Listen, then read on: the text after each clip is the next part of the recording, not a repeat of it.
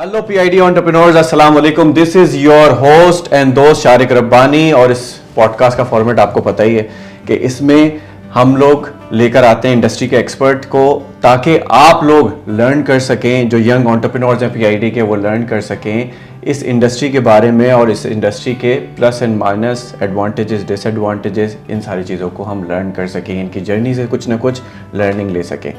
तो आज भी एक नए एपिसोड और एक नई इंडस्ट्री के एक्सपर्ट के साथ हम मौजूद हैं और इस इंडस्ट्री के जो एक्सपर्ट हैं उनसे हम मिलवाने लगे हैं। उससे पहले मैं आपको बताऊं, बिजनेस में एक सेइंग है कि fear is temporary but regret is forever. आज के जो हमारे गेस्ट हैं उनका इंट्रोडक्शन में देता चलूं। इनका ताल्लुक है आईटी इंडस्ट्री के साथ और इस वक्त स्मार्ट होम्स पे वो बहुत ज़्यादा फोकस्ड हैं और काम कर रहे हैं। तो बग़ैर वक्त ज़ाया किए रिजवान अली साहब के साथ तरफ लेके चलता हूँ आपको, और उनसे ही जानेंगे इस इंडस्ट्री के बारे में और वो किस तरह से इस इंडस्ट्री को देख रहे हैं और किस तरह से ये इंडस्ट्री ग्रो कर रही है दुबई की मार्केट में। इनसे जानेंगे। अस्सलाम वालेकुम रिजवान साहब। वालेकुम सलाम, क्या हाल है? बिल्कुल ठीक ठाक।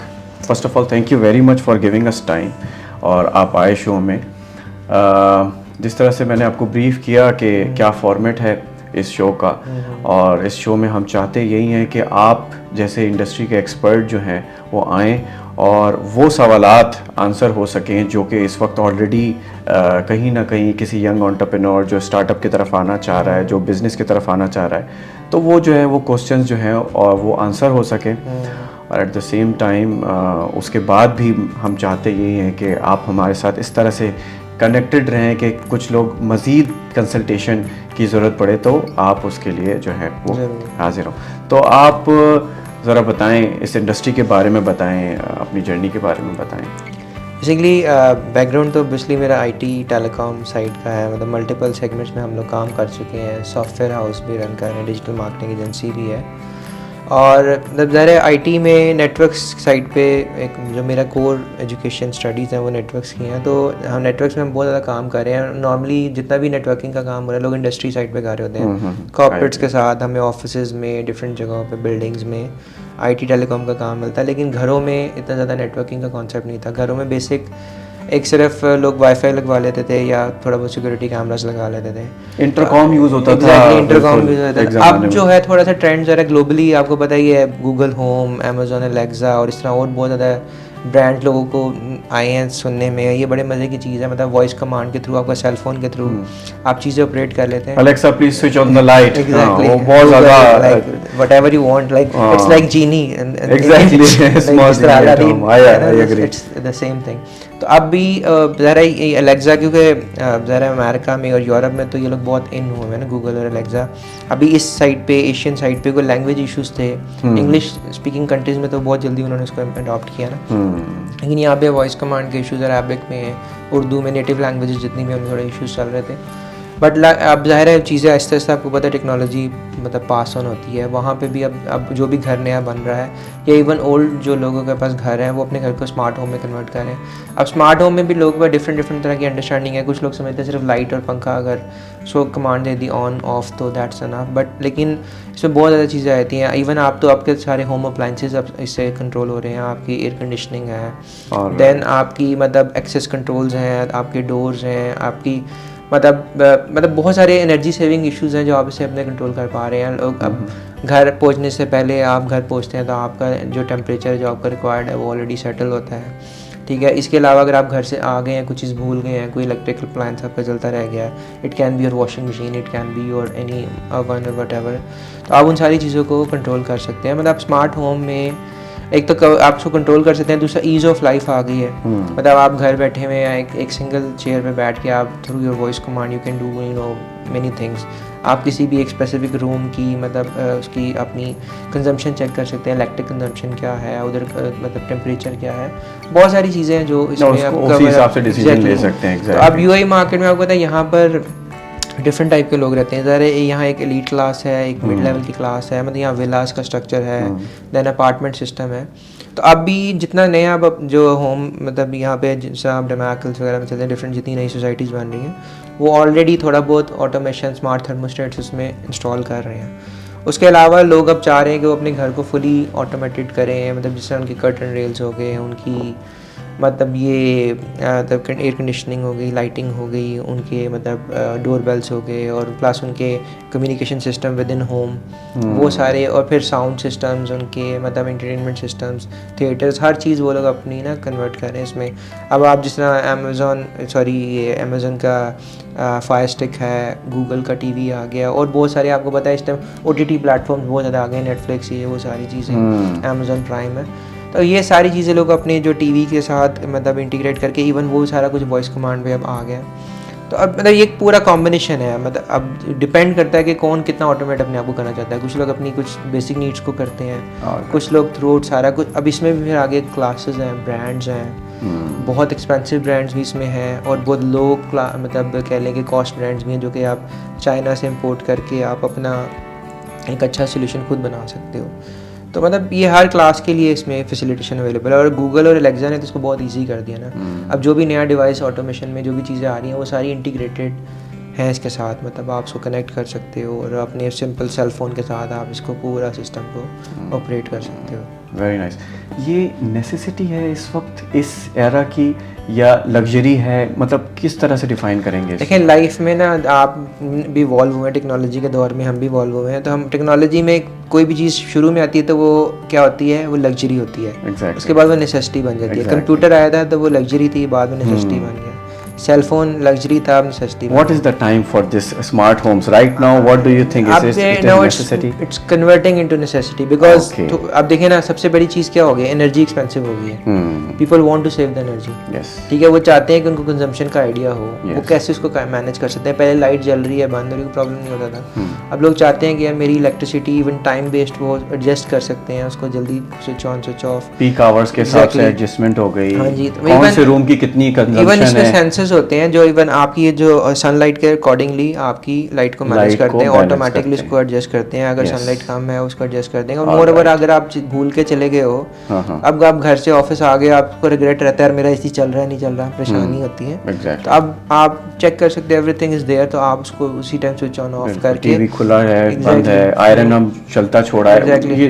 टेंशन बहुत सारी चीज़ें ऐसी होती हैं जो स्टैंड बाय भी आपकी एनर्जी कंज्यूम कर रही होती हैं, आप इवन स्टैंड बाय को भी मैनेज कर सकते हो। तो वो ये मतलब आहिस्ता आहिस्ता ये एक नेसेसिटी में कन्वर्ट हो रहा है। सबसे अच्छी चीज़, क्योंकि यूएई की गर्मी के हिसाब से अगर आप घर पहुंचने से पहले अगर टेम्परेचर कंट्रोल है आपके घर का, तो वो तो बहुत ही ज़बरदस्त बात है। अब आप देखें ना, जो भी अब नई गाड़ियां आ रही हैं उनमें आप देखें, उनमें ऑटो इंजन स्टार्ट फीचर उन्होंने डाल दिया है, क्योंकि ये चीज़ें वही चीज़ है जैसा घर में भी सेम वही है, आप पहुंचने से पहले अपनी चीज़ें मैनेज कर लो। तो ये एक आहिस्ता आहिस्ता नेसेसिटी में कन्वर्ट तो हो ही जाना है, आपको पता है चीज़ें जब आती हैं। तो अब देखें, पहले लोग बहुत ज़्यादा टाइप करते होते थे, करते उनको वो कीपैड पसंद थी, टच स्क्रीन आया उनको थोड़ा इशू होने लग गया। अब वॉइस कमांड बेस्ड में इजी हो गया। अब देखो व्हाट्सएप में ज़्यादातर लोग क्या करते हैं, वॉइस नोट्स भेजते हैं, टाइपिंग से इट्स इजी, कन्वीनियंट है। इंसान हमेशा ईज की तरफ जा रहा है, तो ये इसी तरह से ओवरऑल वर्ल्ड मार्केट को आपका जो आईटी का जो सोल्यूशन है, ख़ास तौर पे स्मार्ट होम्स है, इसको किस तरह से देख रहे हैं? ग्रोइंग मार्केट है, सैचुरेशन हो चुकी है, what is the stage right now?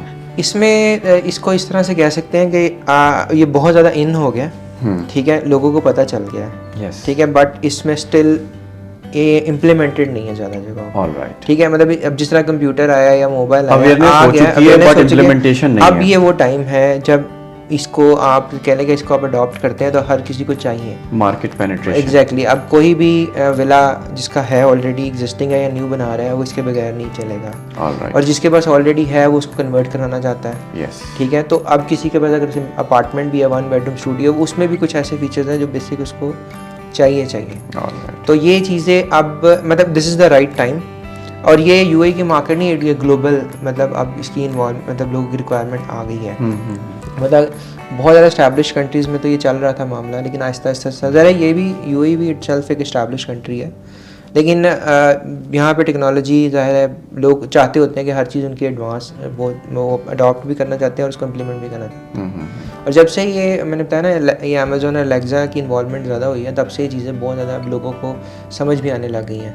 पहले लोगों को नहीं पता था, स्मार्ट होम्स पहले भी चल रहे थे, पहले सॉल्यूशंस बहुत एक्सपेंसिव थे, जैसे क्रेस्टन था और बड़े ब्रांड्स थे, बड़े एक्सपेंसिव ब्रांड्स होते थे, आम बंदे की अफोर्डेबिलिटी में नहीं थे। अब ये हमेशा चीज़ आम तब होती है जब उसकी प्राइस अफोर्डेबिलिटी में आ जाए। कंप्यूटर जब नया आया था बहुत एक्सपेंसिव था, अब वो इतना सस्ता है कि मैटर नहीं करता। इसी तरह सेलफोन है, अब आपको सेलफोन जो है वो 200 दिरहम का भी मिल जाएगा स्मार्टफोन, yes. वो आपकी मर्जी है, आप आईफोन पे जाना चाहते हैं लोग, बिल्कुल, बिल्कुल। सेम जब आपके पास हर कॉस्ट का सोल्यूशन आ जाता है तो फिर ये ज़्यादा जल्दी इम्प्लीमेंट होना शुरू हो जाता है। ज़्यादातर कस्टमर्स जो हैं आपके जस्ट टू प्रोब डाउन, वो बड़े विलास वाले हैं या छोटे फ्लैट्स वाले भी हैं? मतलब कि जो अफोर्डेबिलिटी की बात की ना, तो अफोर्डेबिलिटी इस वक्त कौन सी क्लास में अफोर्डेबिलिटी है स्मार्ट होम्स की बेसिकली? देखिए इसमें जो सोल्यूशन है मैंने आपको बताया कि इसमें एलीट क्लास का सोल्यूशन भी है और मिड रेंज के सोल्यूशंस भी हैं। कॉस्ट के अगेन वही स्टोरी है, ब्रांड वाली स्टोरी है, मतलब आपने करोला बाय करनी है या मर्सिडीज बाय करनी है, बोथ आर कार्स और सेम फैसिलिटी देंगी। ये सवाल सिर्फ इस वजह से मैंने पूछा ताकि जो लोग, जो यंग एंटरप्रेन्योर जो इस इंडस्ट्री की तरफ आना चाहते हैं, तो उनको आइडिया हो जाए कि उनकी टारगेट ऑडियंस बेसिकली नहीं, अब तो सारे लोग इसमें हैं। इवन हमारे पास ऐसे ऐसे कस्टमर आते हैं जिनके सिर्फ एक 1 बेडरूम या स्टूडियो अपार्टमेंट है, सिर्फ थर्मोस्टेट को अपना एयर कंडीशनिंग को सिर्फ अपना स्मार्ट में कन्वर्ट करना चाह रहे होते हैं, या सिर्फ वो अपना सिर्फ साउंड से मतलब जो सिंपल स्पीकर्स को एडजस्ट करना चाह रहे होते हैं। और विलास वाले तो ऑब्वियसली वो तो हमेशा चाहते होते हैं कि कुछ डिफरेंट हो, वो तो फिर पूरे विला की एक एक चीज़ को कन्वर्ट करना चाहते हैं ना। वो तो मैंने आपको बताया ना कि वो इलेक्ट्रिसिटी होगी उनकी, वो एनर्जी को भी उसमें लेना चाहते हैं, वो एयर कंडीशनिंग को लेना चाहते हैं, वो अपने गेट्स को मतलब उनकी एक्सेस कंट्रोल, डोर बेल्स, मतलब इवन इंटरकॉम सिस्टम। अब उनकी ये बड़ा होता है कि हमारे बच्चे क्या कर रहे हैं, मतलब बच्चों का जो रूम है उसकी मॉनिटरिंग प्रॉपरली हो, उसके अलार्म्स उनको मिल रहे हों, मतलब इसमें सिक्योरिटी प्लस ऑटोमेशन दोनों चल रही होती है, लग्जरी प्लस ऑटोमेशन, सारी चीज़ें। तो ये मतलब विलास वाले तो ऑब्वियसली टारगेट ऑडियंस है, क्योंकि वही अगेन वही बात हो जाती है, good money is there, good money is there. तो एवरेज ज़रा प्रॉफिट मार्जिन्स की अगर आप बात करते हैं तो विलास में ज़रा आपके मार्जिन बेहतर हैं, छोटे प्रोजेक्ट में छोटा मार्जिन है। जो यंग पीआईडी एंटरप्रेन्योर्स जो कि इस सोल्यूशन, इस इंडस्ट्री की तरफ आना चाहते हैं, यंग एज में नहीं, इस इंडस्ट्री के लिए यंग, तो क्या टिप्स आप उनको दे सकते हैं? क्या डूज एंड डोंट्स हैं इस इंडस्ट्री के? थोड़ा सा मुझे ये बताएं कि कौन सी चीज़ है जो कि आपको लगता है कि जो बतानी चाहिए आपको as experience expert in this solution. देखिए पहली चीज़ तो यही होती है कि जब भी आप कोई चीज़ करने जा रहे हैं आप उसका नॉलेज अच्छे तरीके से होना चाहिए, ठीक है। और दूसरी चीज़ ये होती है कि हम समटाइम्स जब सोल्यूशन इम्प्लीमेंट करने जा रहे होते हैं ना, समटाइम हेस्ट में और कस्टमर को विन करने के चक्कर में हम उसको ऐसे सोल्यूशन दे जाते हैं जो या तो कस्टमर के लिए एग्जैक्टली फिट बैठ नहीं रहा होता, लेकिन हम कस्टमर को कन्विंस करके वो चीज़ दे जाते हैं, लेकिन या तो वो रिलायबल नहीं होती। अब इसमें एक बहुत बड़ा प्रॉब्लम है कि इसमें बहुत सारे ऐसे सोल्यूशन भी अवेलेबल हैं जो कि चाइना से आप मंगवाते हो, अलीबाबा, अली एक्सप्रेस से, बहुत ही लो कॉस्ट है, वो लॉन्ग टर्म नहीं चलते। ओके, ठीक है, एक तो आपने ये देखना जो सोल्यूशन हम उसको दे रहे हैं वो लॉन्ग टर्म रिलायबल हो, प्लस उसकी नीड के अकॉर्डिंगली चीज़ें सारी फुलफिल हो रही हैं नहीं हो रही। समटाइम्स ऐसा भी होता है कि हम उसको बहुत एक्सपेंसिव चीज़ दे जाते हैं, ठीक है, और वो उसकी नीड होती नहीं है, उसकी नीड एनालिसिस बहुत ज़्यादा ज़रूरी है। मतलब उसको जो रिक्वायर्ड चीज़ है ना, उसको उतनी चीज़ें अगर मिल जाए तो ठीक है, और फिर थोड़ा सा फ्यूचर को प्लान कर लिया जाए कि अगर वो किसी तरह की एक्सटेंशन चाह रहा है या एडवांसमेंट में जाना चाह रहा है, वो जो इक्विपमेंट वो लगा रहा है, जो चीज़ प्रोवाइड कर रहा है, वो इस तरह की है कि उसको थोड़ा बहुत नेक्स्ट फ्यूचर में और फ्यूचर प्रूफ जिसको कहते हैं, एक्सपेंशन सपोर्ट करती है कि नहीं, और अगर वो करती है तो कमिटमेंट सेट रखें ना, मतलब क्लाइंट को बताएं भाई कि अगर क्लाइंट मतलब नॉर्मली क्या करते हैं, क्लाइंट हमेशा आपसे बार्गेन करता है, प्राइस को कम कर देता है। उस चक्कर में हम लोग क्या करते हैं, जब नया बिजनेस होता है ना, पैसा कि जस्ट क्लाइंट क्लोज हो जाए तो हम उसको ऐसा सोल्यूशन भी दे जाते हैं जो बाद में उसको तंग करते हैं। तो अगर आपने क्लाइंट को मतलब रिटेन करना है, चीज़ें लेके चलनी है, तो ऑब्वियसली सोल्यूशन एक तो अच्छा बनाएं, और दूसरा जो भी सोल्यूशन हम अपनी अंडरस्टैंडिंग, जब वो उस बिज़नेस में आ रहे हैं तो उनका नॉलेज बहुत अच्छा होना चाहिए। और ये सारे जो लोग जिनका IT बैकग्राउंड है ना, जिनका इलेक्ट्रिक का बैकग्राउंड है, इसका ये कॉम्बिनेशन है बेसिकली, कॉम्बिनेशन ऑफ इलेक्ट्रॉनिक और एंड टेक्नोलॉजी है। और अब इसमें जो मेन जो लेयर है दैट इज़ आर्टिफिशियल इंटेलिजेंस है, वो इन्वॉल्व है, जिसकी वजह से ये सारा जो आपका ऑटोमेशन काम कर रहा है, ठीक है। तो ये 2-3 चीज़ें हैं, इसका अगर बेहतर नॉलेज है तो कोई भी बंदा इसमें जो आ सकता है उसको अच्छे तरीके से कर सकता है। मार्जिन बहुत अच्छा है, प्लस मार्केट बहुत बड़ी है, ठीक है। अभी तो ये सिर्फ हम UAE में बैठे हैं ना, हम UAE में बैठ के पूरे गल्फ़ को टारगेट आपको पता कर सकते हैं अगर अच्छी हमारी एक अंडरस्टैंडिंग बन जाती है। कतर है, ओमान है, बहरीन, सऊदी, मतलब हर जगह पे ये चीज़ अब इन हो रही है। और आपको पता है यहाँ इन कंट्रीज़ में तो सिक्योरिटी का बहुत कंसर्न होता है, ये लोग सिक्योरिटी का बहुत इंपॉर्टेंस देते हैं। तो ऑटोमेशन में सिक्योरिटी मिला के, कॉम्बिनेशन में ना के अगर इसको अच्छा सोल्यूशन देंगे तो मतलब इट्स अ बिग मार्केट। थोड़ा जर्नी के बारे में बताएं, हाउ डिड यू स्टार्टेड और अब क्या स्टेट है, just to let these guys know के किस तरह से स्टार्ट लिया आपने, ओवरऑल थोड़ा जर्नी के बारे में, चैलेंजेस के बारे में। जर्नी तो बड़ी डिफरेंट सी है, लाइक ऑब्वियसली पाकिस्तान से हमने स्टार्ट किया। तो मैं जिस यूनिवर्सिटी में मैं पढ़ता था उधर ही मैंने अपनी जॉब स्टार्ट कर ली थी जब डिग्री प्रोग्राम चल रहे थे। ऑलराइट। तो उसके बाद फिर मतलब शुरू में as a graphics designer start किया था मैंने, और एजुकेशन मेरी टोटल आईटी टेलीकॉम में चल रही थी, CCN PCI वगैरह सिस्को का सारी वो मेरे साथ चल रहा था। तो फिर उसके बाद हम मतलब मैं शिफ्ट हो गया टूवर्ड्स कॉल सेंटर में as IT administrator job start कर ली थी, कोई नेटवर्क्स तो चल ही रहा था। तो कॉल सेंटर से फिर मैंने सबसे पहले अपना एक कॉल सेंटर बनाया था लाहौर में with collaboration of superior group, जो सुपीरियर के ऑनर यूनिवर्सिटी, जो सुपीरियर यूनिवर्सिटी के जो ऑनर हैं उनके साथ मिल के, बेसिकली मैं वहाँ स्टूडेंट था, मैंने उनको आइडिया पिच किया कि यार हम अपना कॉल सेंटर बनाते हैं। तो उन्होंने फ़ंड किया था और मैंने वो प्रोजेक्ट उस टाइम उनके साथ मिलकर स्टार्ट किया था। तो उनकी कोलैबोरेशन, वो इन्वेस्टर थे। तो शुरू में वो बहुत अच्छा चला 2-3 साल। फिर उसके बाद ये 9/11 के बाद ओवरऑल एक इस्लाम आया था, आपको पता है IT इंडस्ट्री में। तो उस टाइम फिर ये 2007-8 में और तकरीबन ये बिज़नेस कोलैप्स कर गया था। और उस टाइम हमें ये भी इशू था, हमारी अप्रोच टूवर्ड्स US इतनी अच्छी नहीं थी।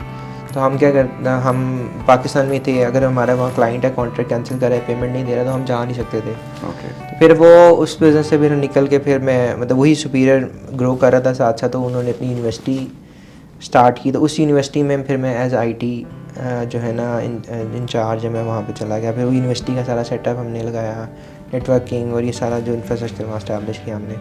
उसके बाद फिर दोबारा बिज़नेस का तो शुरू से ही थोड़ा था ना, वो बिज़नेस नहीं चला तो दूसरा हमने ट्राई किया।